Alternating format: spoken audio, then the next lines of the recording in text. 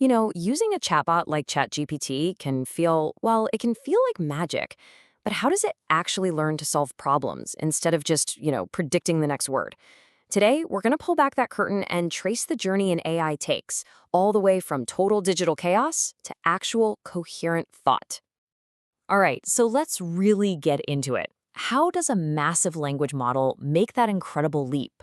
I mean, going from just predicting text to methodically thinking through a problem, that's a huge jump.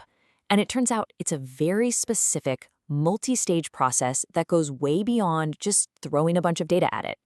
Believe it or not, every single one of these powerful AI models, doesn't matter if it's GPT-4, Llama, you name it, it starts its life as a total blank slate. We're talking billions of numbers or parameters that are just random. It's a state of pure, unadulterated digital chaos.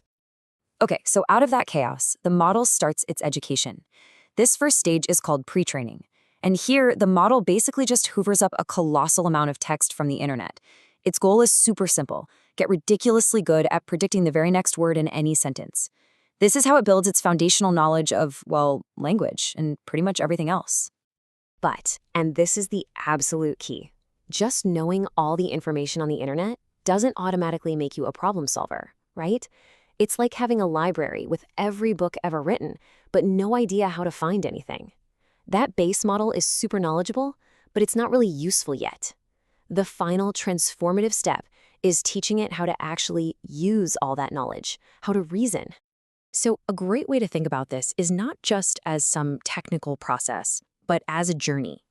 Imagine the model is on an epic quest through this massive high-dimensional space. It's navigating from that completely random starting point to a final destination, a place where it's truly intelligent. And this journey has 4 major milestones. First, it starts as just that random noise. Then, pre-training forges it into a knowledgeable base model. After that, we have something called supervised fine-tuning, which is where it learns to act like a chatbot. And finally, the step that really unlocks its problem-solving power: reinforcement learning. Okay, so let's zoom in on that first refinement step, right after pre-training. We've got our knowledgeable base model, but now we need to teach it how to be a helpful assistant. And this is where supervised fine-tuning, or SFT for short, comes into play. The AI pioneer Yann LeCun actually came up with the perfect analogy for this. He said to think of pre-training, that's the unsupervised learning part, as the cake. It's all the substance. Then supervised learning is the icing that makes it look good and presentable. And that final step, reinforcement learning, which we're about to get to, well, that's the cherry right on top. And this is so important to get. SFT isn't about teaching the model new facts. It already has the cake. This is about teaching it the format of being a helpful assistant. So instead of just finishing a sentence it saw somewhere on the internet, it learns to see a question and give a properly structured answer. It's basically learning the rules of the road for conversation. But to get to that true, deep reasoning, we absolutely need that cherry on top. And this brings us to what is, honestly, the most exciting part: reinforcement learning, or RL. This is where the model goes from just following instructions to actually figuring things out for itself, purely through trial and error. So what is reinforcement learning in a nutshell? It's basically a system for learning from consequences. You have an agent, in our case the AI model, that performs actions inside an environment. For every single action, it gets either a reward or a penalty, and its one and only goal is to rack up the highest score possible over time. The absolute best way to picture this is with Pac-Man. Seriously, Pac-Man is our agent. The maze, that's the environment. The actions are obvious: moving up, down, left, or right. Eating a dot gives him a reward, a little point. Hitting a ghost, that's a penalty. And after thousands and thousands of tries, Pac-Man figures out the best way to clear the board and get the highest score. It's pretty amazing, but language models learn to reason in a very, very similar way. So how does the math behind this actually work? Well, let's stick with Pac-Man. Imagine he's at a crossroads. The AI has to decide. Good moves get a positive reward. A bad move, like running face first into a ghost, gets a big, fat penalty. The algorithm's job is to go back and tweak the model's internal probabilities.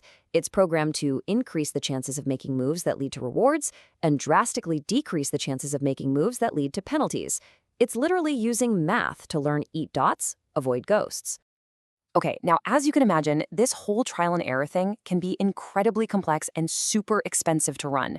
So, for a while now, researchers have been on the hunt for a more efficient way to teach reasoning, basically, a computational shortcut. The first big algorithm that made this mainstream was called Proximal Policy Optimization, or PPO, and it was a total game changer. But it had one massive drawback: it was an absolute beast to run. I mean, it required juggling three separate, huge AI models just to make a single decision. As you can guess, this was incredibly slow and cost a fortune. And that brings us to a much newer algorithm called GRPO, and it takes a way smarter approach. Remember how PPO needed three whole models? Well, GRPO just deletes one of the most complicated ones, something called the value model. So instead of using a whole separate AI just to guess what the average reward might be, GRPO simply has the main model try out a few different answers and then uses basic stats on those results to guide its learning. It's a brilliant shortcut that makes the entire process way faster and much more efficient. All right, so after all that, the pre-training, the fine-tuning, this advanced reinforcement learning, where do we finally end up? What's the destination of this incredible journey? The result is nothing short of a complete transformation.